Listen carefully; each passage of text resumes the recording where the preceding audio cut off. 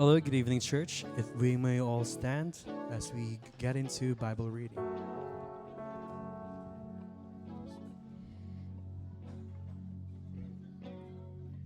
A reading from the book of Psalms, chapter 95, verses 1 to 7. O come, let us sing to the Lord. Let us make a joyful noise to the rock of our salvation. Let us come into his presence with thanksgiving. Let us make a joyful noise to him with songs of praise. For the Lord is a great God and a great King above all gods. In his hand are the depths of the earth, and the heights of the mountain are his also. The sea is his, for he made it, and his hands formed the dry land. O come, let us worship and bow down. Let us kneel before the Lord our Maker, for he is our God, and we are the people of his pasture and the sheep of his hand. Lord God, we thank you for gathering us here today. Thank you, Lord our God, for giving us the time and the opportunity, Lord our God, to worship you, to glorify you, to sing of your praises, to dance with joy, Lord our God, here in this country, Lord our God. Lord God, we raise our voices, we lift up our hands as we praise your name, Lord our God. For your power is almighty, Lord our God. You are omnipotent, omnipresent, and omniscient, Lord our God. May we glorify you for your mercy, Lord our God. On that cross, Lord our God, you sacrificed your Son and gave us new life. And thank you, Lord our God, for the strength you've given us, the healing, and may we praise you forever and evermore. Amen. Hallelujah. Can we clap our hands for our Lord? Amen. A blessed evening to everyone. It's nice to see you all po ngayong gabing ito. Can you tell to your side, brother, sister, I'm glad to see you tonight. Yan. Amen. So tonight, we are going to sing a Filipino song. So for those brothers and sisters who's not a Filipino, or do we have? So tonight we are singing a Tagalog song, but we translate it to English. So let us sing and worship the Lord tonight. Amen. Hallelujah. Let's give the best of praises to God. Amen.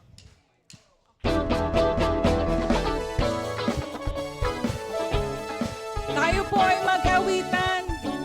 Pwede po tayong sumayaw, malaya tayo kumanta. Hallelujah. Kay sarap magpuri sa ating Panginoon. Kay sarap talagang magpuri sa iyo, Panginoon. Di na kayang pigilin pa ang pagdiriwang na nadarama.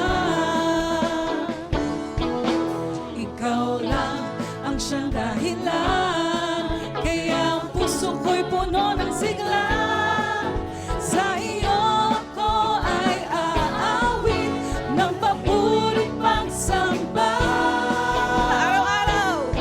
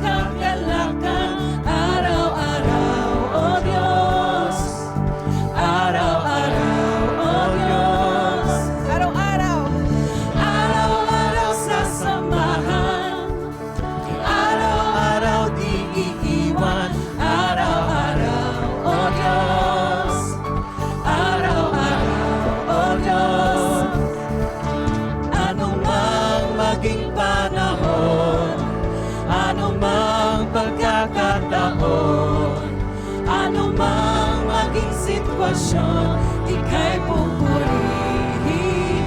Ikaw at ikaw pa rin. Oh, oh. Oh, oh, oh. Oh, oh. Oh, oh, oh. Oh, oh, oh. Araw-araw kasiyahan, araw-araw kagalakan, araw-araw, oh Diyos, araw-araw, araw-araw, oh Diyos, araw-araw sasamahan, araw-araw di iiwan, araw-araw, oh Diyos, araw-araw, oh Diyos. Ano mang maging panahon, ano mang pagkakataon, ano mang maging sitwasyon, ika'y pupurihin. Ikaw at ikaw pa rin. Oh, oh. Oh, oh, oh. Oh, oh.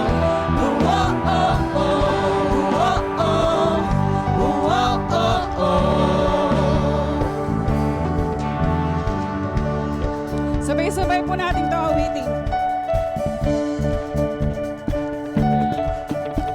Walak kang katulad, nalalak kang katulad. Lakang katulad, nalalak kang katulad. Walak kang katulad, nalalak kang katulad. Lakang katulad, nalalak kang katulad. Walak kang katulad, nalalak kang katulad. Lakang katulad, nalalak kang katulad. Walak kang katulad, nalalak kang katulad. Lakang katulad, nalalak kang katulad. Walak kang katulad, nalalak kang katulad. Lakang katulad, nalalak kang katulad. Walak kang katulad, nalalak kang katulad. Walak kang katulad, nalalak kang katulad. Anong mang maging panahon, anong mang pagkakataon, anong mang maging sitwasyon, ika'y pupurihin.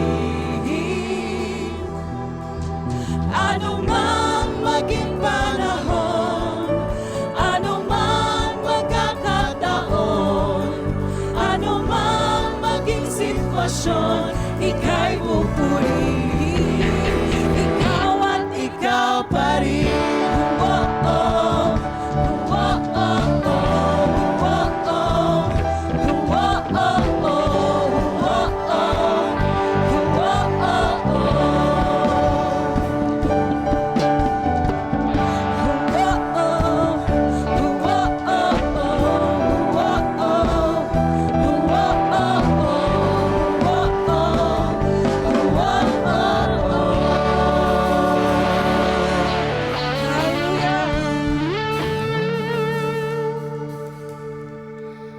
Hallelujah.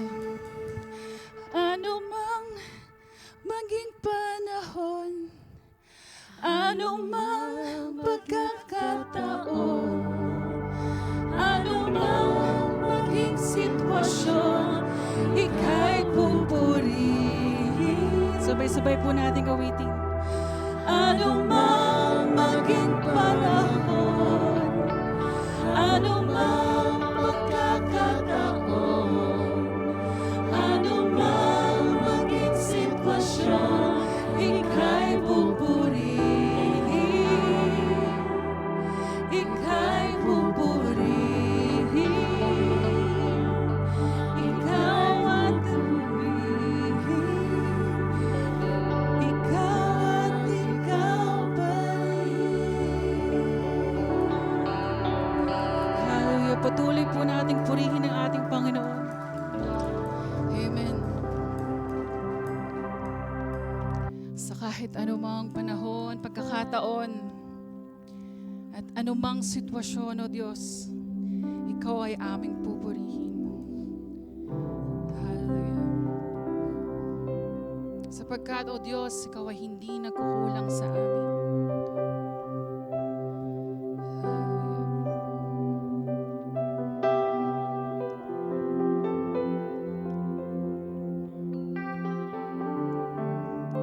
Sabay-sabay po nating awitin.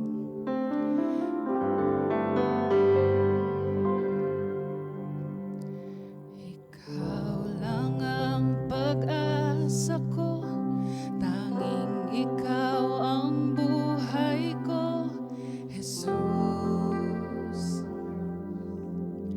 Kahit ako'y nangangamba, basta't ikaw ay kasama, banal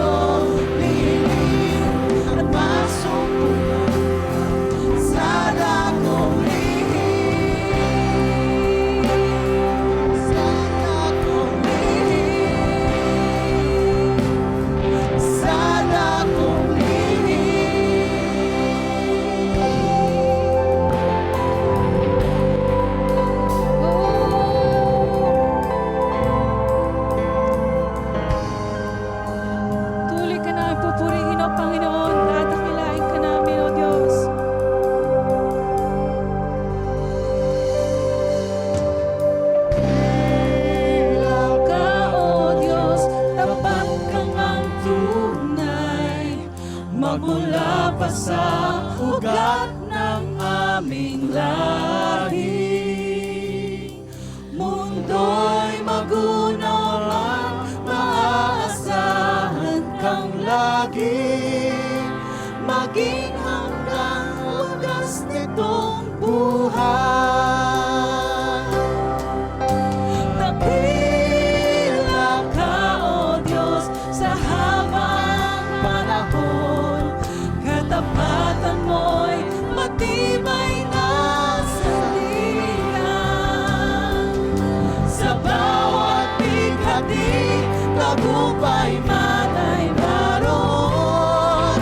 Daluyan ang pag-asa kung kailangan hinahon. Pag-ibig mo alay sa amin noon hanggang ngayon. Dakila ka, O Diyos.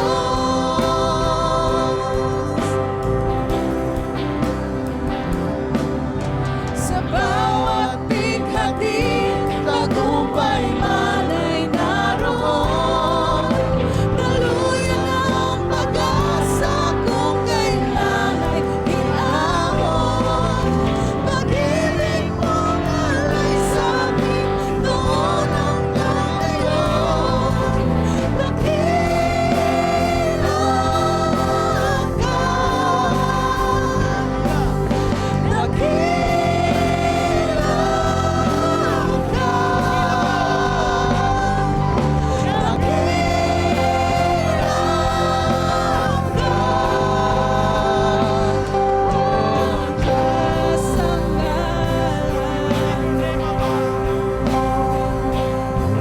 Hari ng buhay ko,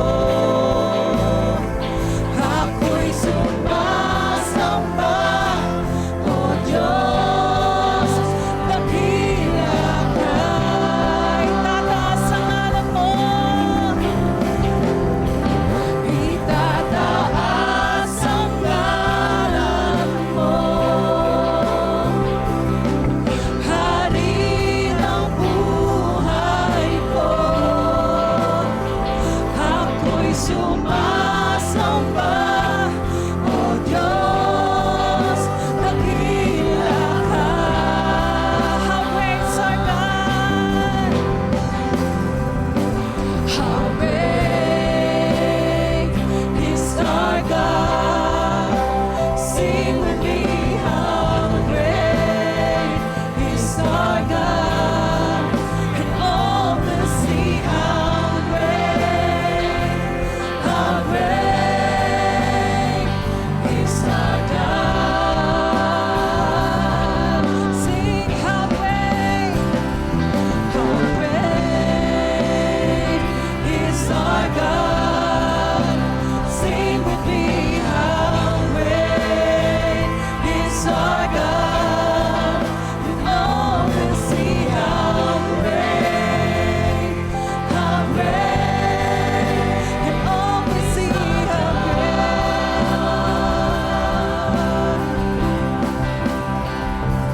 how great is our God. Sing with me, how great is our God. And all will see how great is our God.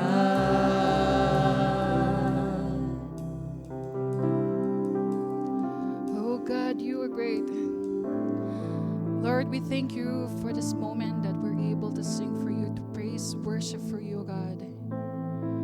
You know, you give us this time to worship you, God, and we are thankful for that. And we are free to worship you, and we are free to sing for you, God. And you know, you see our hearts. You see our hearts worshiping you, God. And we really take this moment, take this time to just praise you, God. And these songs, oh God, ito na lang ang maiaalay namin sa iyo, Panginoon. These words and these songs, oh God, all of these, oh God, ay nagmumula nagmumula sa aming puso, nagmumula sa amin, Lord. At Lord, you may receive this. May you glorify, O God. And may you glorify your name, O God. And we thank you. We thank you, Jesus. Hallelujah.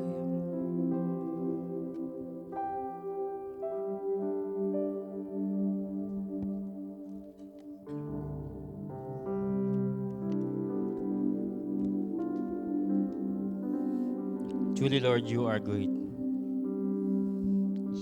You are great in our lives.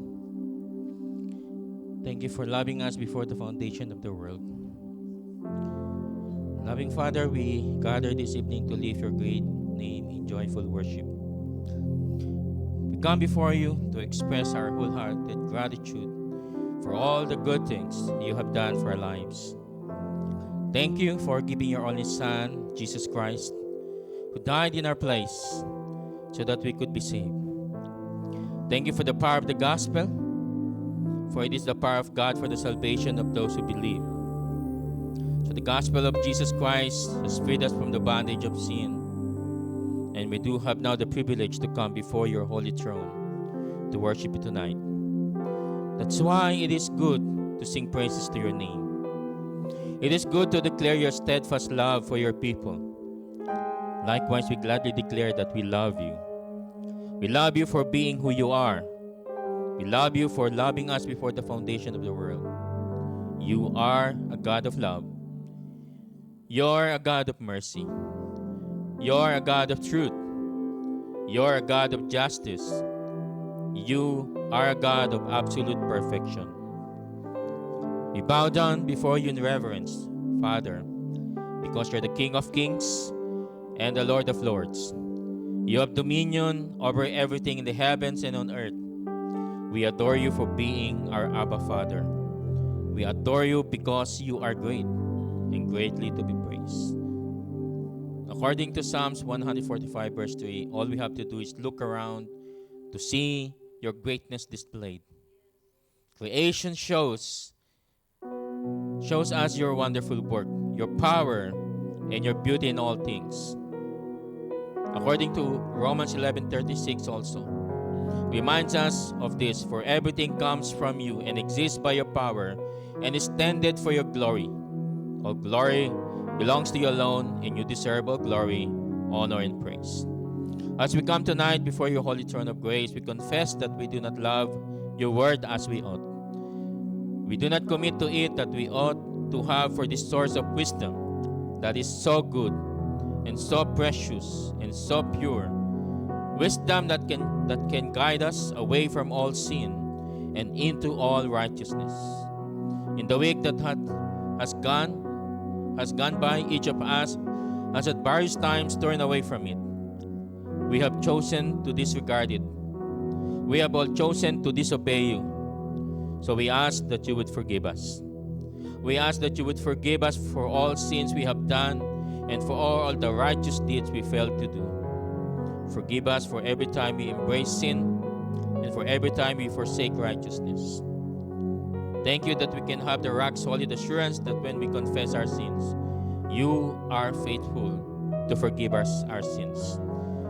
Thank you that we aren't left hoping against hope, that you forgive us. Thank you that you're the loving Father who graciously forgives us our every sin and remembers them no more. They are gone as far as east from west, so we can live in the joy and freedom of forgiveness. Father, we lift to you the members of this church who are enduring difficulties, who are facing trials, who are sorrowful, who are oppressed by sin or sinners, and who are hurting in body, mind, or spirit. In every case, we pray that they will know your comfort.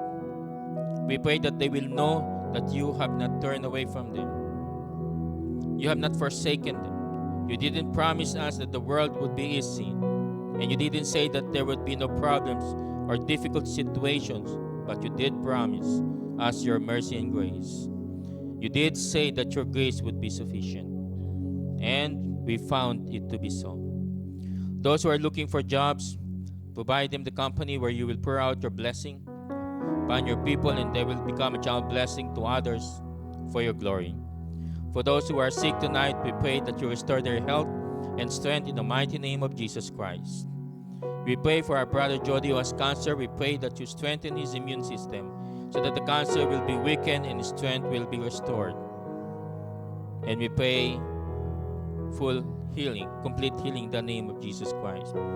And as each one right now lifts their hearts to you with that very special need and personal request, help us to be able to reach through the doubts and questions and trust you for the answer to that particular prayer that they are praying to you. We look to you with faith and confidence. Thank you for hearing these prayers. We pray for the President and his cabinet of this country, UAE. Also, we pray for the President of our country, the Philippines, the respective President and the cabinet members that are represented here in the congregation. We pray for an awakening that will cause people's hearts to turn to you and help them the tide of wickedness and ungodliness that abounds all around us. Thank you, Lord, for your leading us as a church. Thank you for directing us in your will and in your way and helping our pastors and leaders to continue to be sensitive to your Holy Spirit and to continue to discern your voice. We want to be a continual influence in our community for your godliness, holiness, and righteousness. Help us to know how to do that in effective ways that will make a difference. Empower pastors, elders, leaders, and all servants of this church to preserve the righteousness you have given us so that we may not malign your word in our lives. Oh Lord, how glorious, wonderful, and splendid it for us, your people, to know that your word is forever fixed in the heavens. To know that though the grass withers and the flower fades, your word will stand forever. For it is through your word that we know the truth. It is through your word that we know how to please you. It is through the Spirit-inspired and Spirit-illuminated word that we come to know our God and Christ our King. We desire to be a people of the word. Tonight, O Lord, as we prepare our hearts to worship you through the word, we pray that you anoint Pastor Abraham Speso that as he delivers your message to us. Change us, shape us, move us, challenge us, comfort us tonight as we listen to the preaching of your word. May our worship bring glory to you through our perfect mediator, Jesus Christ. This is our prayer. In the name of Jesus Christ. Amen.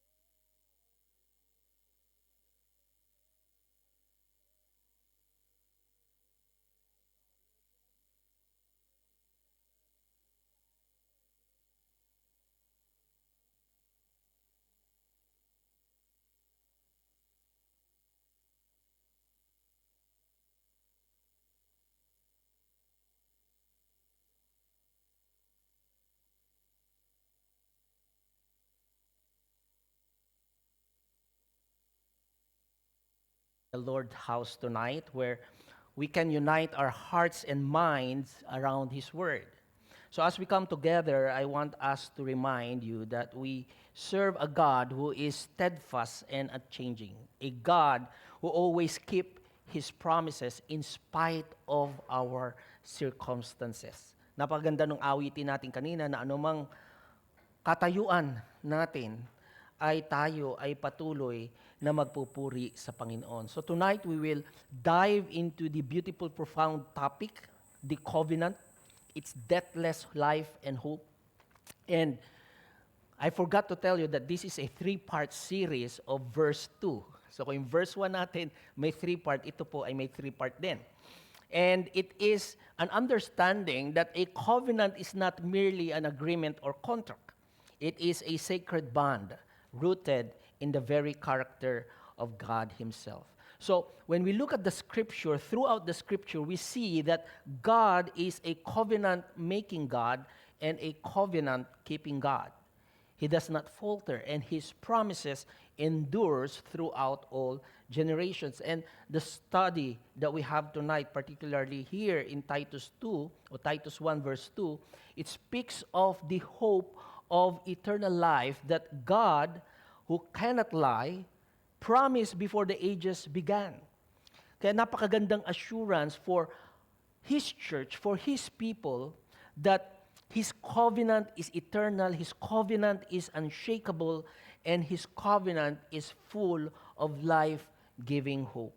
So, hindi lamang po isang theological reflection ang makikita natin ngayon, kundi it is a deeply personal understanding where Paul is calling each one of us to anchor our lives in the unchanging promises of God and to live with that kind of hope that transform our daily walk with Him.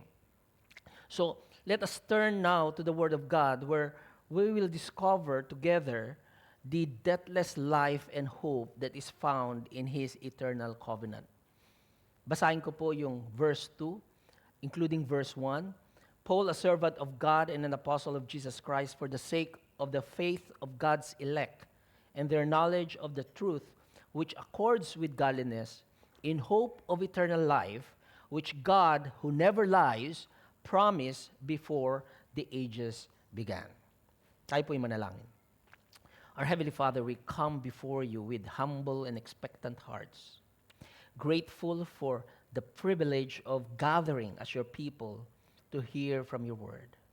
You are the eternal, the unchanging God, the one who speaks and it is done, the one who promises and it comes to pass. And tonight we stand in awe of your covenant, a covenant filled with life and hope and the assurance of your faithfulness. We ask, O Father, that you open our hearts and minds to receive your truth. Father, we acknowledge our dependence on you.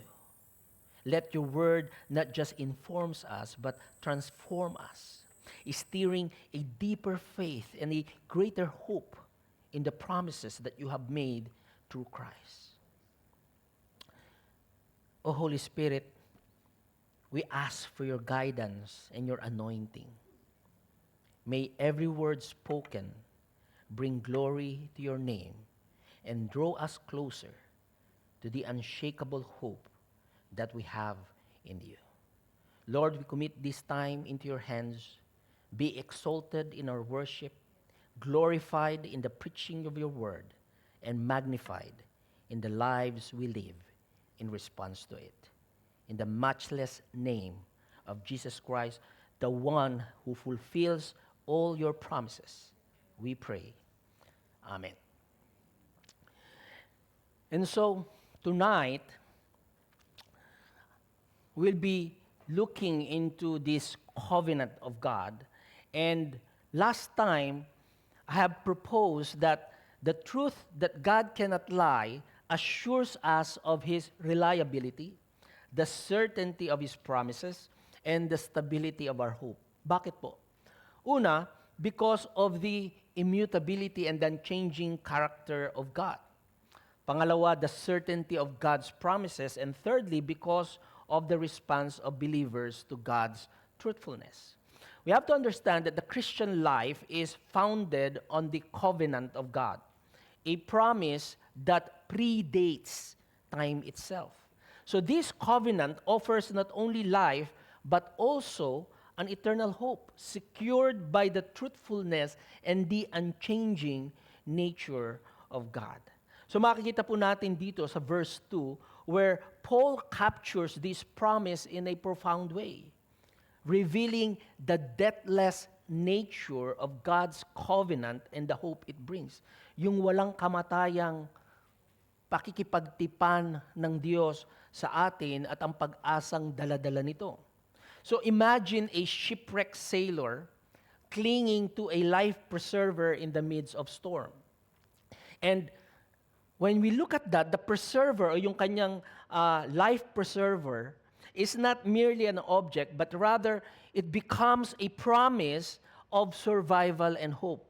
Imagine niyo kung wala kayong salbabida sa gitna ng dagat, paano kayo makasurvive? Siguro yung isang oras na paglalangoy nyo, kahit floating lang yan, pupulikating ka, and definitely, you will drown. But because you have yung lifesaver, yung salbabida, you know that that is your hope.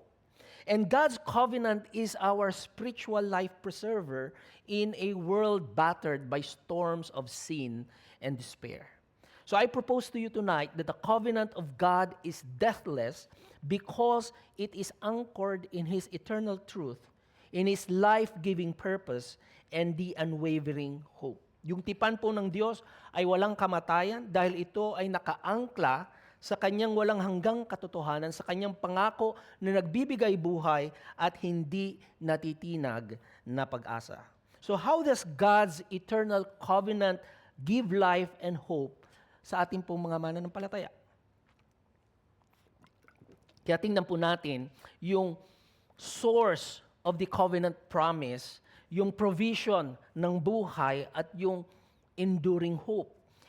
Ang unang punto po ay the source of the covenant, and that is God's truthful nature. Ang sabi po sa Titus 2:a, the God o God who never lies. Ang Diyos na hindi nagsisinungaling. And here, Paul emphasizes God's unchangeable nature, highlighting that His promises are trustworthy. God cannot lie, making His covenant reliable and secure. Yun po yung kagandahan ng karakter ng Diyos. That when He speaks of His promise, it happens because He cannot lie. It is directly attached sa kanyang karakter. The covenant was established, sabi doon, before the ages began. And that is pointing to its eternal origin and God's omniscience. Bago pa man nagkaroon ng panahon, ay naroon na ang pangako ng Diyos. So, what we see here is that God's inability to lie, yung walang kakayahang magsinungaling, underpins the covenant. In Titus 1:1, we saw there that Paul calls himself a servant of God, and that demonstrates his trust in this promise as the foundational to faith and godliness. Sabi ni John Stott, the character of God guarantees the fulfillment of His promises.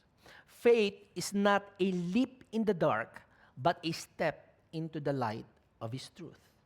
So, ano po yung magagawa natin? What can we do about this? Believers can trust God's promises in every circumstances because His character is unchanging. Kahit anong sitwasyon naroroon tayo, kailanman ang pangako ng Diyos sa bawat isa sa atin ay hindi magbabago. So that when doubt arises, what we need to do is we need to reflect on how God's truthfulness has been proven throughout Scripture and in your life. And that's the reason why when you read your Bible, whether in the Old Testament or in the New Testament, you would see God's people in all kinds of circumstances at makikita natin, God always delivers His people. God always fulfill His promises because He is faithful and He is true sa kanyang karakter. Just imagine, tayong mga ama, remember, nang lumalaki yung ating mga anak, lalo na kung medyo mga 1 year old o 2 years old, we always put our children sa ledge, di ba? Sa isang mataas na bagay. Tapos, anak, jump, jump. Di ba? Tuwang-tuwa ka pag magja-jump, jump, jump, jump. Makikita mo yung trust ng bata because he knows or she knows na ikaw yung tatay, that child will jump. Because nandun yung kanyang full trust sa iyo. I remember when I was growing up, siguro around 3 or 4 or 5 years old, may uncle ako. Yung kapatid ni Dermy, yung bunsong lalaki. Siya yung nag-aalaga sa amin. So parang tito-tito namin. So maliliit kami, yun ang mag-aalaga sa amin. And one time, because I love watching cartoons when I was young, ang sabi ng tito ko, when we went to the province, merong balon. Sabi ng tito ko, kapag tumalong ka sa balon na yan, magiging si Aquaman ka. Paborito ko si Aquaman. Walang second thought. I jump doon sa well. Nung nakita nung grandfather ko, sabi niya, Junior, anong kalokohan yan? Tumalon din siya para kunin ako doon sa balon. And that's how, in the same way, we can trust God's covenant because His nature ensures that He will never fail.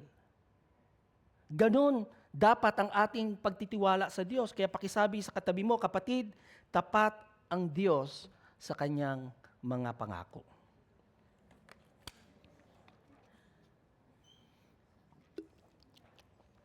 So the truthfulness of God forms the foundation of His covenant. But it is through the gift of life that the covenant becomes a reality. So that the life of the covenant is the eternal life through Christ. At yan po yung point number 2 natin. Why? Kasi sabi sa text, promise before the ages began. Tandaan po natin, eternal life is the centerpiece of God's covenant. Promise before the creation and fulfilled in Christ.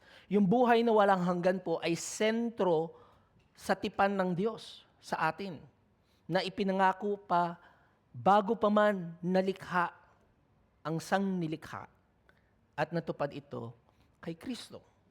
So Paul reiterate this in Titus chapter 3 verses 5 to 7 na kung saan where salvation is described as a result of God's mercy, regeneration and renewal sa pamamagitan ng banal na Espiritu. So makita po natin, eternal life is not earned but promised. The covenant ensures that life transcends death. At yan po ay nakita natin sa phrase, promise before the ages began. Sabi ni Charles Haddon Spurgeon, eternal life does not begin when we die, but the moment we trust in Christ. It is a present possession with a future fulfillment. So nung tayo po ay naglagak ng ating pananampalataya sa ginawa ni Kristo sa ating buhay sa pamamagitan ng kanyang kamatayan sa krus, at that moment, you already possess eternal life. But its fulfillment is in the future. Kaya po, anong dapat natin gawin? We need to live each day with the assurance that eternal life is not just a future hope, but a present reality. So dapat sa ating pong pagsunod kay Kristo, nandun yung ating pag-asa, buong pag-asa sa panahon ngayon, that whatever our circumstances, our eternal life is secured in Him. And because of that, we need to share the gospel with those seeking purpose, offering them the promise of life found in Jesus Christ alone. Imagine niyo po, no, ang isang plantito o plantita, no, a gardener who plants seed, kayo po ay nagtanim Di ba, pag nagtanim po kayo, umaasa kayo na yun sa itinanim nyo, it will grow into a flourishing tree or a plant. Kahit na maliit lang po yung seed. Because the promise of life is already contained with that seed. At hinihintay mo na lang umusbong. In the same way, eternal life begins now for believers, even as its full realization awaits. So kailan po kayo magbubunga? Kaya pakitanong yung katabi mo, kapatid, kailan ka magbubunga? O nagbubunga ka na? O wala kang bunga?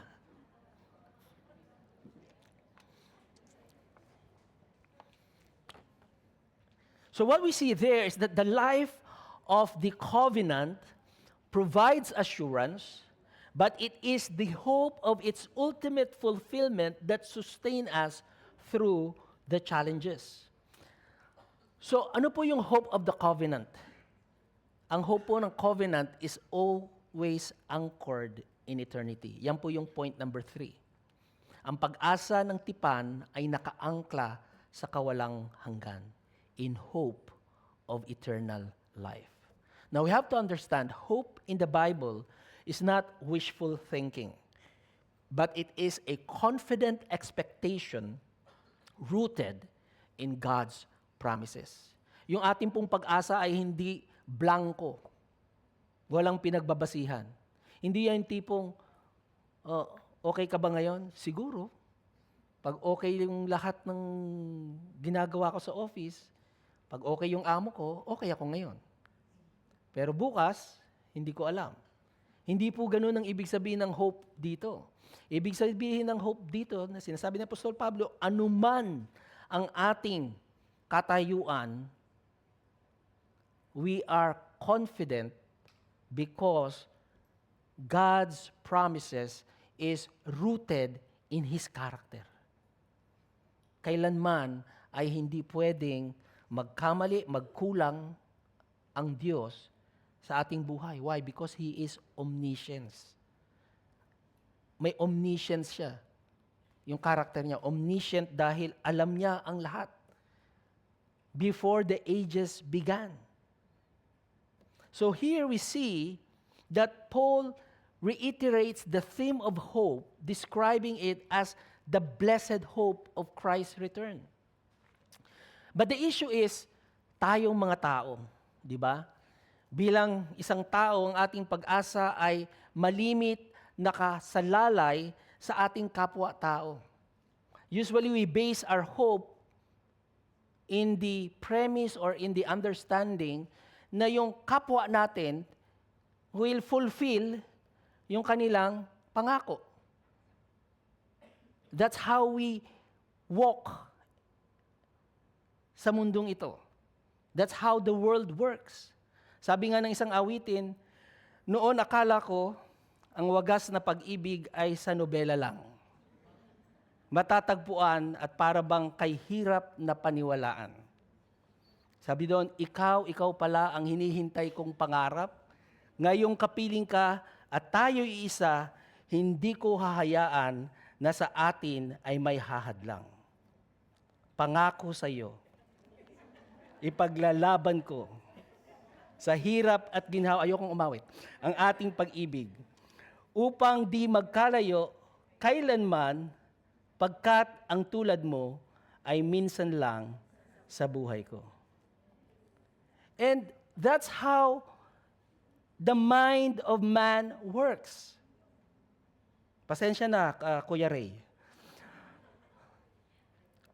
Because the love that Brother Ray is saying in this song, yung kanyang lyrics, is yung romantic love.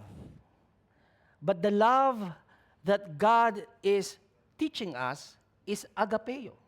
Agape. Unconditional love. Kasi yung pangakong to, kahit na ipaglaban mo, pumapalpak pa rin. Hindi pa rin tumutupad sa mga pangako. But God can never change. So that is so very different in what Paul is telling Titus. And this hope, the hope that we have in God, is not fleeting. It is eternal because it is tied to the unchanging God. Dietrich Bonhoeffer notes, the one who has hope lives differently. The one who hopes has been granted the gift of new life.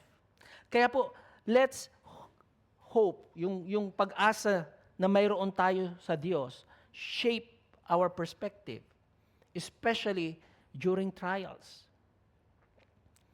Kasi kapag tayo dumadaan sa matinding pagsubok, kung ang pag-asa mo ay nakalagak lamang sa tao, sa sitwasyon, sa kung anong meron ka, what if it falls through?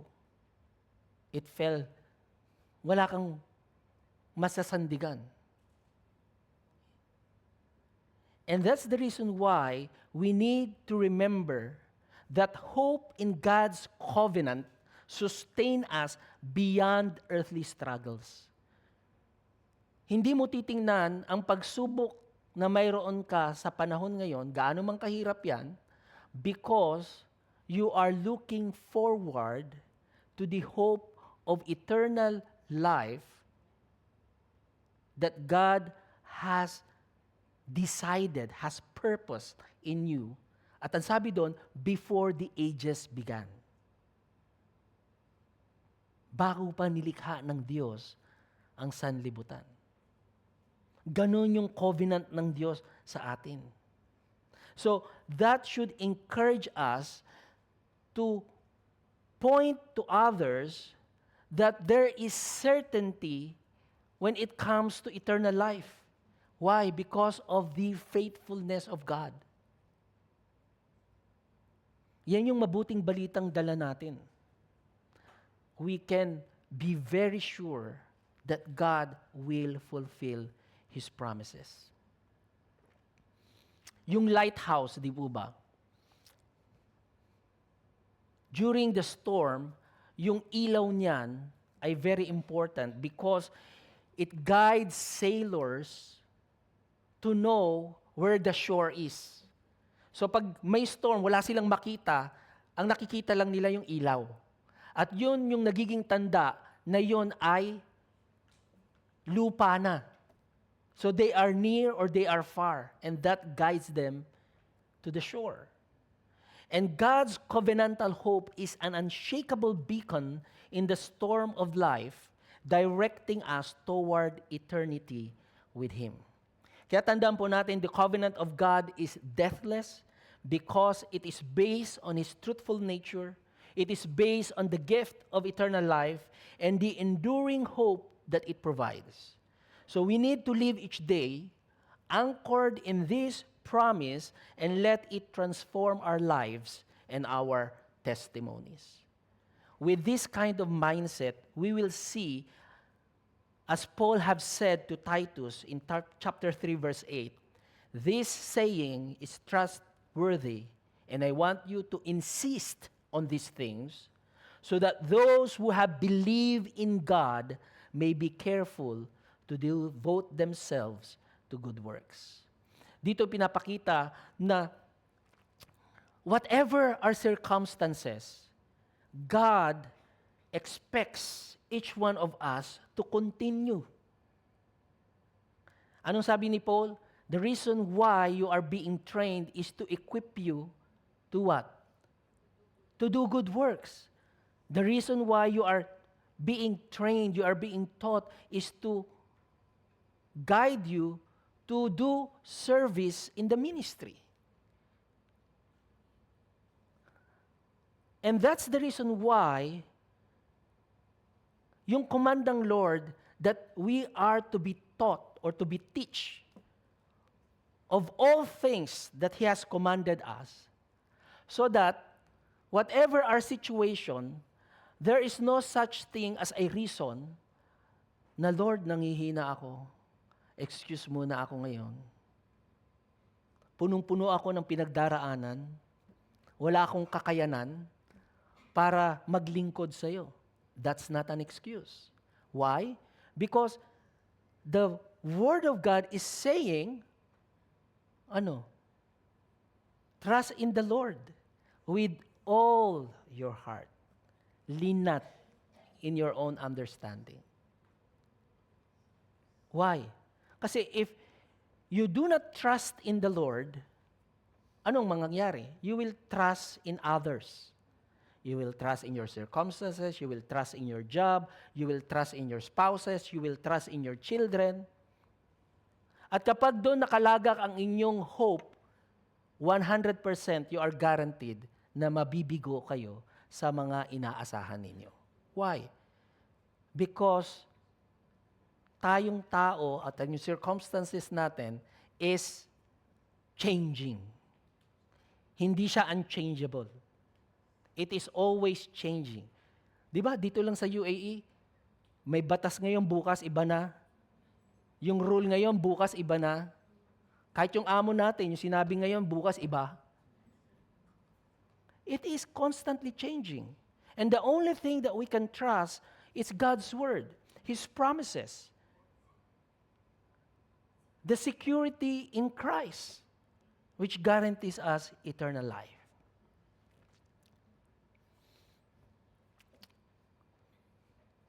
Kaya yun po yung importante sa atin.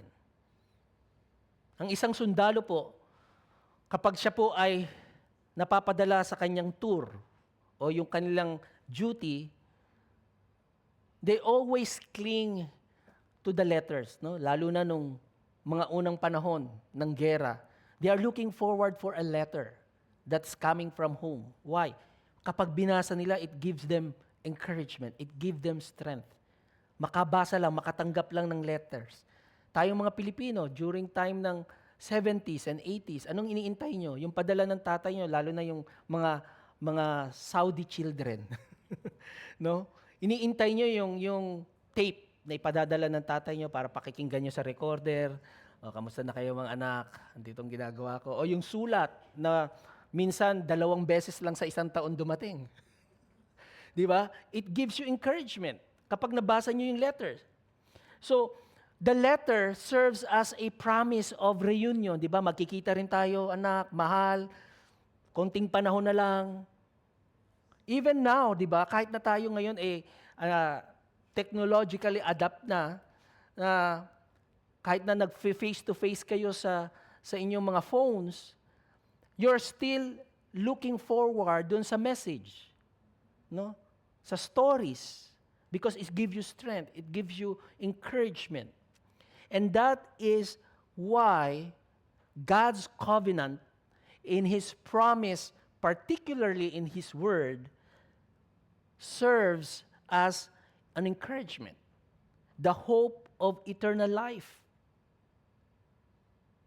Kaya kung hindi natin babasahin ang salita ng Diyos, hindi tayo magbibigay ng panahon, pag-aralan siya, we will never understand how deep and wide the love of God sa bawat isa sa atin. And that's the reason why we need to go through God's Word. And that's the reason why I challenge you this week that you continue to meditate in Titus 1, verse 1 to 2, that as you meditate upon it, it will let you deepen your trust in God's promises. Kaya po, ibahagi natin this deathless covenant of life and hope with someone who needs encouragement. If you have been encouraged, if you have been assured by the promises of God in His Word, gawin din po natin sa iba. Dahil ang mundong ito ay punong-puno ng mga taong walang pag-asa. So if they are able to hear the Word of God, particularly the gospel of Jesus Christ, that will give them hope in a world na punong-puno ng kawalang pag-asa. Tayo pong lahat ay manalangin. Father, we thank you. We thank you for your deathless covenant that offers life and hope. Help us, O God, to trust in your truth, live in the assurance of eternal life, and share the hope of your promise with others. Strengthen us, O Father, to reflect your faithfulness in all we do, in whatever circumstances we are in. In Jesus' name we pray. Amen. God bless you.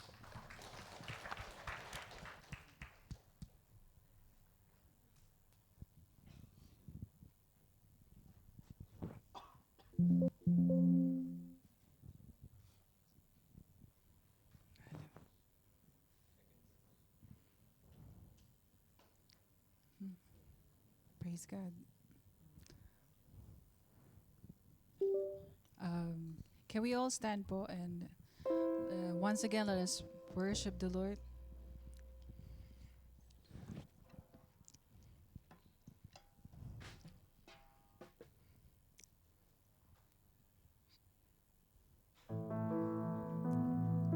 Let us sing this song. It's entitled Sumasalangit. It's actually a prayer like our Father. So let us sing this.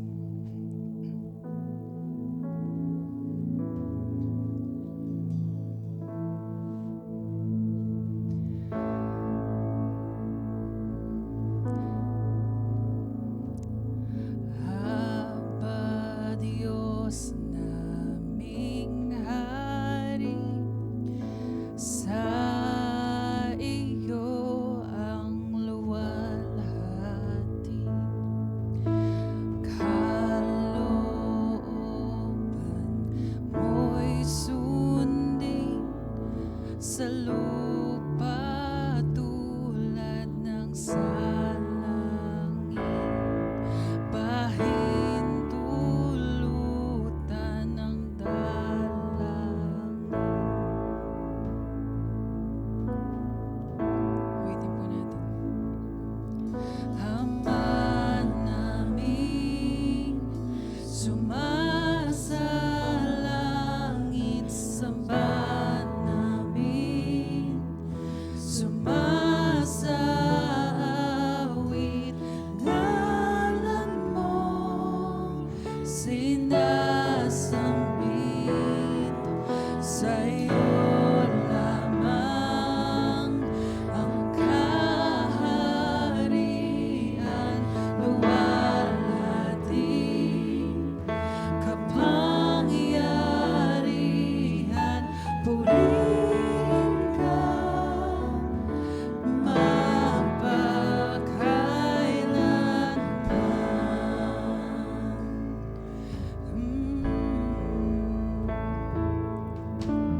Mana Diyos aming tunay, tinapay ng buhay. Sa patawad mong gawad, gayon din ang sukling hangad, at sa panganib iligtas. Ama namin, Ama namin, sumasalangit, samba namin, sumasaawit, purihan mo, sinasambit, sa'yo lamang ang kaharian, luwalhati, kapangyarihan, purihin ka, mapagkailanman.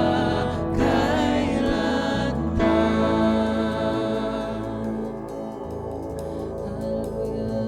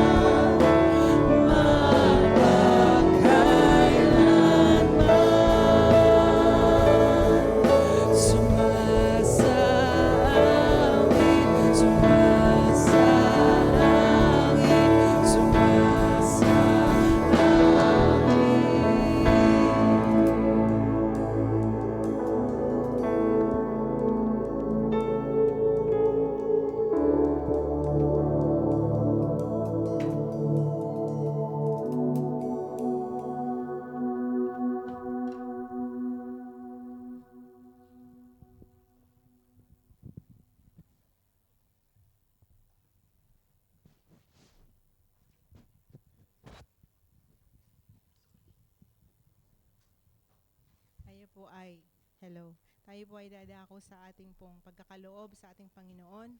Tunay na napakabuti po ang Diyos sa buhay po ng bawat isa sa amin. Tayo may manalangin. Ama namin, tunay na ikaw ay aming sinasamba, pinupuri ang iyong dakilang pangalan. Tunay na napakabuti mo po sa aming mga buhay, O Diyos. Tunay nga po na sa iyo lamang po kami magtitiwala sa buong buhay namin. Bilang kami mga anak mo, O Diyos, sa iyo lamang kami, Panginoon, umasa dahil ikaw lamang ang Diyos na gumagawa ng lahat ng bagay sa buhay namin. Marami pong salamat sa aking mga kapatid na narito sa gabing ito. Pagpalain mo po ang bawat isa sa amin, O Diyos. Hayaan mo nga po na ikaw lagi ang mabigyan namin ng kaluwalhatian sa bawat ginagawa namin, sa bawat iniisip namin, Panginoon. Baging sa mga trabaho po namin, kayo po ang mabigyan namin lagi ng kaluwalhatian sa bawat buhay namin. O Lord, pagpalain mo nga po ang mga kapatid ko na magkakaloob, Panginoon, ito'y para magamit mo sa iyong kaluwalhatian, Panginoon, sa iyong gawain pa, upang lumawak pa, Panginoon, na maabot ng aming mga iyong gawain, O Diyos, na marami pong kakilala sa iyo sa pamamagitan, Panginoon, ng aming pagkakalob sa iyo, O God. So marami pong salamat, pagpalain mo po ang bawat usig na ibibigay po namin sa iyo, Panginoon, na ito po ay magamit sa kaluwalhatian ng iyong pangalan. Salamat po, Ama, tinataas po namin ito, purihin ka sa pangalan ni Jesus. Amen. Praise the Lord. Magbigay po tayo sa Panginoon ngayong gabing ito.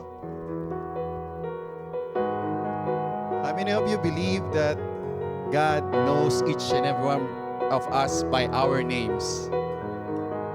So, would you believe me that even the strands of your hair are numbered? Yan po. Ganun po ka-amazing ang Panginoon. And it is not because of what we have done for Him, what we can do for Him, that He loves us so much. He loves us so much because He loves us so much. Amen? Naniniwala po ba kayo? Sabihin sa sarili nyo, I am loved by God. Amen? So, tonight, as we give, let us just sing this song. I know you know this song. Maybe some of you, this is the song of your life. This is the song of my life when I received Jesus Christ, actually. Way back 2004, 2005. And I just want to share this to you all po. And I know some of you know this song. So just worship the Lord.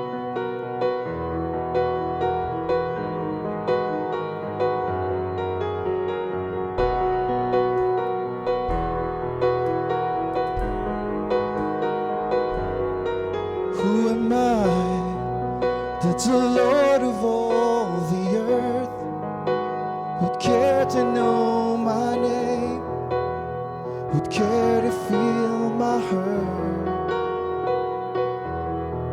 Who am I that the bright and morning star would choose to light the way for my ever-wandering heart? Let's sing. Not because of who I am, but because of what you've done. Not because of what I've done, but because of who you are. I am a flower quickly fading, here today and gone tomorrow. A wave tossed in the ocean, a vapor in the wind. Still you hear me when I'm calling. Lord, you catch me when I'm falling, and you told me who I am. I am yours. Let's sing. Who am I that the eyes that see my sin would look on me with love and watch me rise again? Who am I that the voice that calmed the sea would call out to the rain and calm the storm in me? Not because of who I am, but because of what you've done. Not because of what I've done, but because of who you are. I am a flower quickly fading, here today and gone tomorrow. A wave tossed in the ocean, ocean. Like a vapor in the wind, still you hear me when I'm calling. Oh Lord, you catch me when I'm falling, and you told me who I am. Not because of who I am, not because of what you've done, not because of what I've done, but because of who you are. Can we sing that song again? All together. Sing it like a prayer.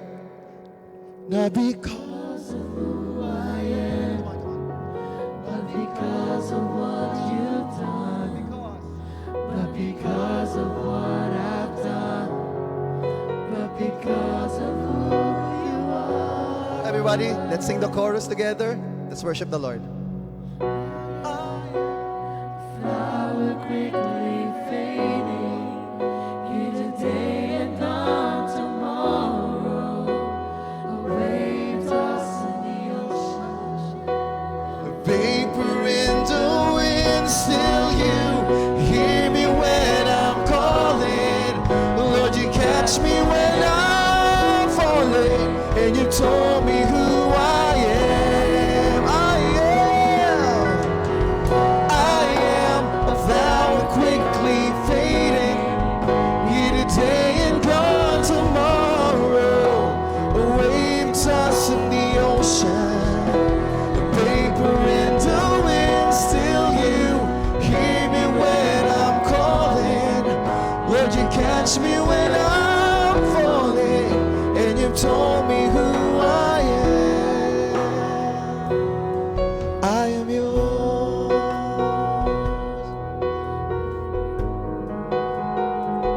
'Cause I am yours. I am yours.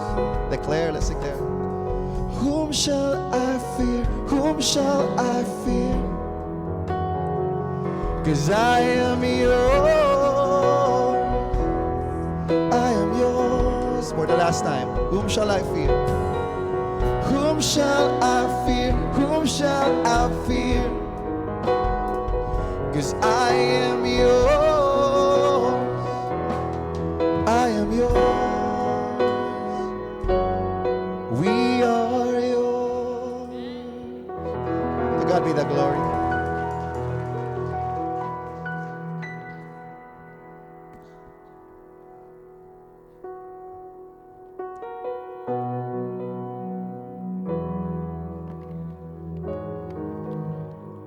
Please remain seated.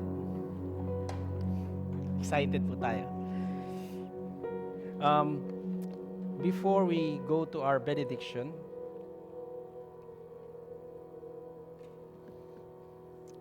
I would just like to read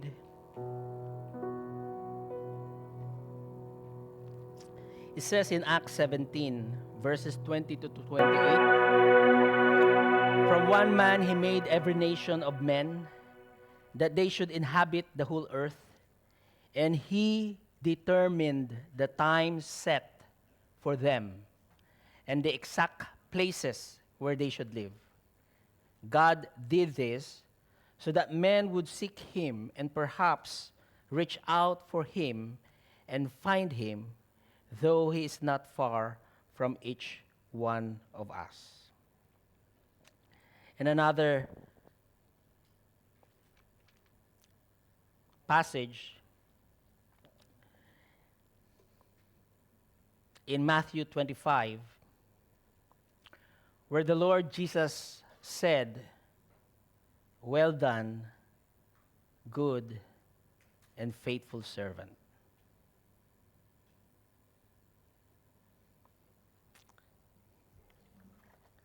I would request Ate Tony and Brother Elmer sa ating pong kalagitnaan.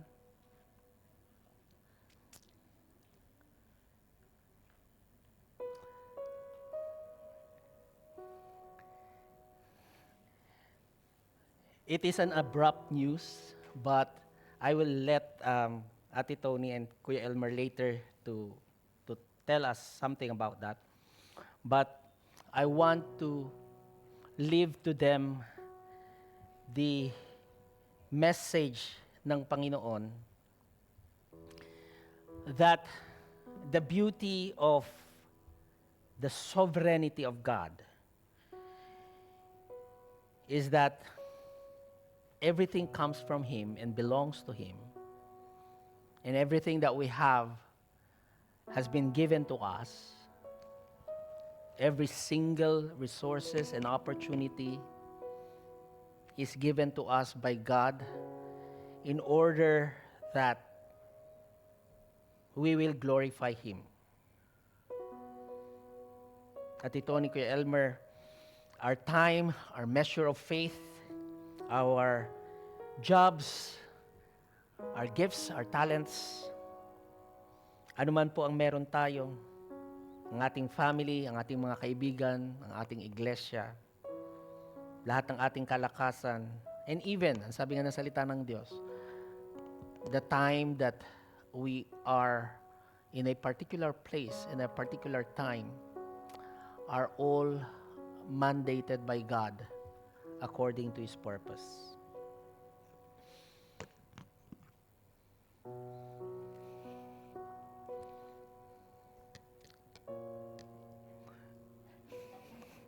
Hindi ko alam kung anong gagawin ko. But I thank the Lord for His faithfulness sa inyo pong mga buhay, sa iglesyang ito, that I am a witness of your faithfulness to the Lord, your love for the church, your love for God's leaders. Hindi po mapatawaran yung pag-ibig ninyo sa iglesyang ito. Especially when we've gone through a very difficult period ng iglesyang ito. I thank the Lord kasi nung nilapitan ko po kayo, Ate Tony, to be the one who is going to handle yung church finances na actually, nung hinawakan nyo, ay on the red. But I thank the Lord kasi yung faith po ninyo was like telling us na the Lord is good, the Lord will see us through. And yung hindi po yung nag-waver na paglilingkod. That is very important for us as elders during those period and until today. Kaya kanina very unexpected yung binulong sa akin ni Brother Art. But then I prayed to the Lord what He wanted me to tell you, kayo po ni Kuya Elmer, ni Tony. Si Kuya Elmer tahimik siya, pero I love yung time namin. That whenever we have the chance to talk, I learned a lot from him. Yung wisdom na meron si Kuya Elmer in the practical things of life ay hindi po matatawaran.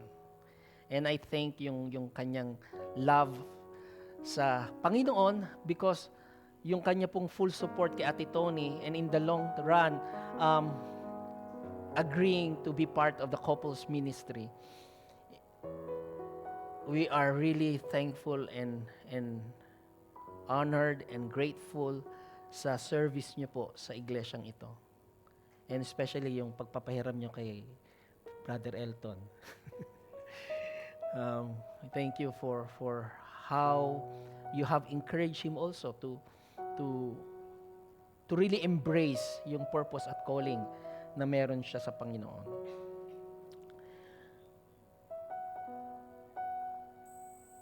This is their last worship service with us. It's so fast.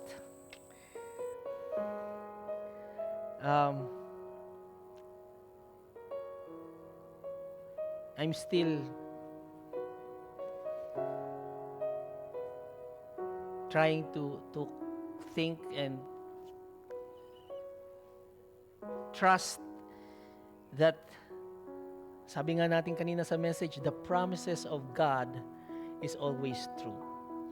And we know that even para sa atin abrupt ito sa Panginoon, hindi.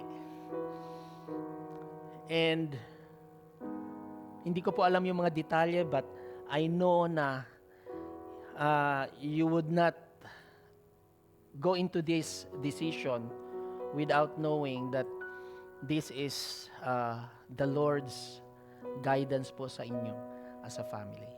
Can we have a mic, please? Nasaan? Ayun. Ayun. So, Ate Tony. Magandang gabi po. Magandang gabi po sa inyong lahat. Ayokong umiyak pero umiyak ako sa inyo.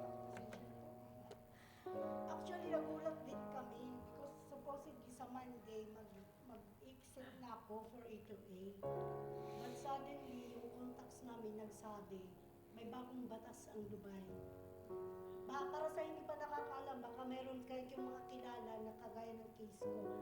Pag na-cancel ka kasi from working visa, ang bagong batas ng Dubai na lumabas lang ng Thursday afternoon, back to origin country ka. Wala nang A2A ngayon, wala nang bus, back to origin country ang kanilang ruling. Tapos, 30 days after ka pa pwedeng mag-re-entry. So kami, supposedly 2025 pa kami babalik ng Pilipinas dahil kasi silang pa lang ni Lusay eh. Gusto pa namin mag-spend. Pero hindi naman practical kasi si Elmer hindi pa siya end ng service. Hindi naman practical sa akin na umuwi tapos after 30 days babalik. Kasi si Elmer December 31 pa ang end ng kanyang ano. Pero wala kaming choice.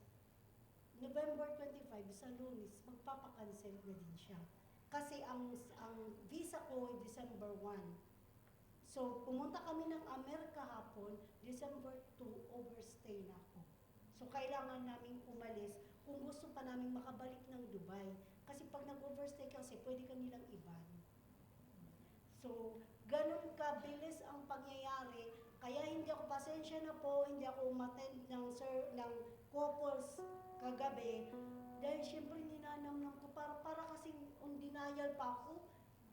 Actually, pangit man sabihin, actually nag-LBM ako kahapon. Dahil sa tense ko, pero kagaya nga ng sabi ng message ngayon, lahat naman yun plano ng Lord. Kaya nga, ang dinicide namin makipagkita sa mga kapatid ni Elmer for support kasi nagulat din sila kasi marami kaming plano for the month of December.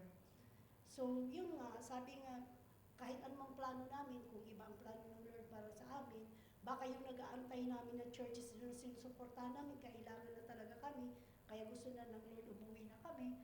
So, hindi namin alam. Kaya lang ako sobrang nalulungkot dahil bigla nga siya. Parang pag kanina hindi ako makaawit kasi naiiyak ako eh. Tinitingnan ko pa lang ang church ng TFCCD na mahal na mahal ko talaga, grabe. Mahirap sa akin isipin na umalis. Hindi pa nga kina Elton dahil alam ko naman na uuwi sila. Magiging nakita. Pero yung kayo, iwanan kayo. Ang sakit. Sobrang sakit niya talaga. Pero wala akong magagawa. May ibang plano ng Lord sa akin. Kaya masasabi ko lang maraming din salamat sa support at pagmamahal na binigay mo sa aming family. Hindi ako makakamaraming words kasi naiiyak ako. Ayun. Sa mga elders, maraming salamat po sa tiwala na binigay niyo sa akin. Sa mga nakaministry ko sa YAC, sa CG, Jebel Ali Care Group ko, sa couples, nakaministry ko din. Maraming salamat at maraming pagpapasensya niyo rin sa amin. Maraming salamat din sa pagbigay ng oportunidad na makasama kayo sa ministry. Sa lahat na nagmahal sa amin, ayoko magsabi ng kung sino kasi baka mamaya makalimutan ako. Basta sa lahat na nagmahal sa amin, maraming salamat Ferdy at Kapasarabang, special mention lang po. Salamat po sa tiwala na ako ang nag-handle ng finance. Rest assured po, before this week ends, makikipag-usap po ako sa inyo ni Brother Art bilang finance elder regarding sa finances po. Kasi inaayos ko na po siya starting kaninang umaga. Kasi kahapon parang windang ako eh. Hindi ako makapag-isip ng maayos. Yun lang po, maraming salamat po sa inyo lahat. I will request the elders sa taas po. And the congregation to rise.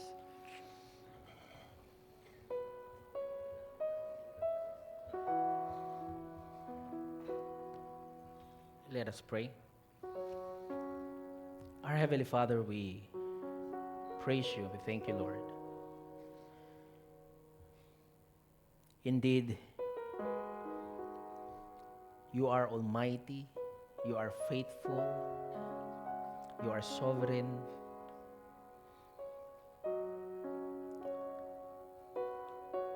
Panginoon, maraming pong salamat, O Diyos, sa iyong kabutihan sa buhay ng iglesyang ito, particularly sa buhay ng pamilya ng mga Muñoz, kay Elmer, kay Ate Tony. Indeed, O Lord, yung turn of event sa aming kaunawaan is very hard to understand. Pero kami, Panginoon, ay kumikilala sa iyo pong biyaya at karunungan. We know, O Lord, na your ways is better than us. At ang iyo pong pangunguna ay higit na mabuti kaysa sa aming mga kaparaanan. And so, Lord, we entrust to you ang buong Muñoz family, Lord, that as they look into the days sa mga kailangang ayusin at gawin sa kanila pong family, sa iglesia, sa kanila pong ministries, care group. We know, Lord, that there are so many things na alam po namin, O Diyos, overwhelmed sila to face all these things.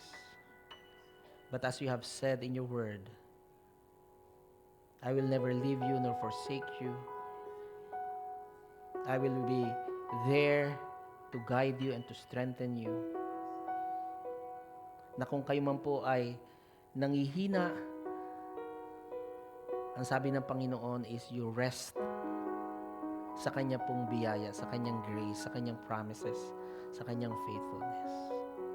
And we know that all things work together for good to those who love God and who obeys His commandments.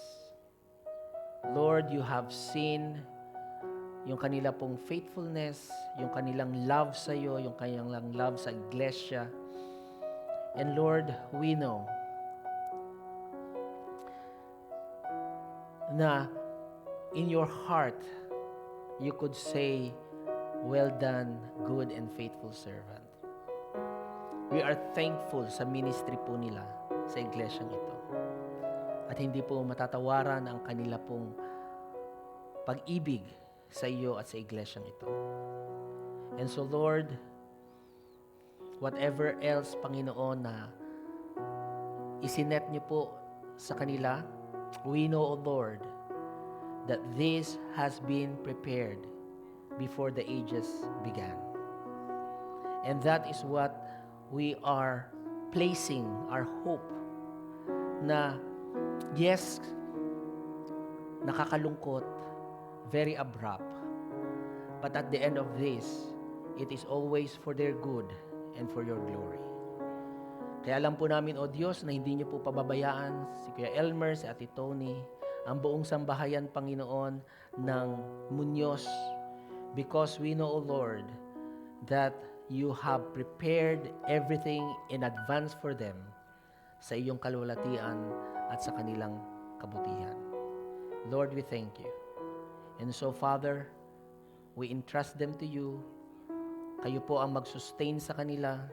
Kayo po, Panginoon, ang gumabay sa kanila, that you will give them wisdom and discernment, strength and comfort and peace in the hope that you are our God who is faithful, and your mercies is always new every morning.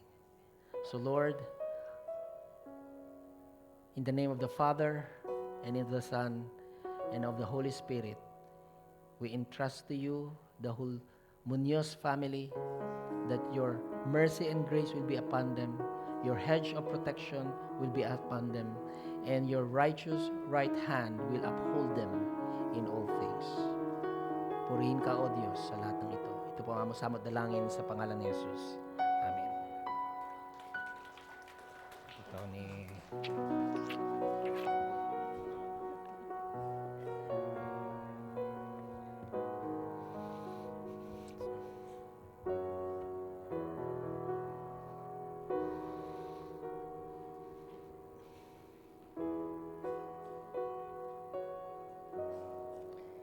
Let us pray. Our Heavenly Father, we come humbly before you, grateful for your love that never fails and your faithfulness that endures through every season of our lives. You are a covenant-keeping God, and in you we find the assurance of hope and life and purpose. Lord, we pray for your people who are gathered here tonight. Father, for those who are strong in faith, may they continue to walk boldly in your promises. For those who feel weak or burdened, may your Spirit lift them up, comfort them, and remind them that your faithfulness is steadfast. We ask for your guidance, O Lord, in our daily lives, that we would live as a reflection of your covenant faithfulness. Help us, O Lord, as a church to love one another with the same sacrificial love that Christ has shown us. Strengthen the bonds of marriage and family. Heal, O Father, the broken relationships, and bring peace where there is discord. Father, we thank you for the hope that we have in Jesus Christ our Lord, who gives us eternal life through faith in him. May your gospel of grace reach, Father, those who have not yet known you. Use us as your church to be your hands and feet, so that we will be able, Lord, to share the gospel, the hope of eternal life that you promised before the time began. And so, Lord, as we leave this gathering tonight, fill us with renewed joy. Fill us, O Lord, with the unwavering hope and a deeper desire to live for your glory. May our lives, O Father, be witnesses to the truth of who you are. Indeed, O Lord, we thank you, Father, for the privilege of prayer and for the assurance that we have heard from your word. Indeed, O Lord, we entrust all these requests into your loving hands. In your Son's name we pray. Amen. Church, may the God of peace, who brought back from the dead our Lord Jesus, the great shepherd of the sheep through the blood of the eternal covenant, equip you with every good for doing his will. May he work in us what is pleasing to him through Jesus Christ, to whom be glory now, forever and ever. Amen. God bless you po.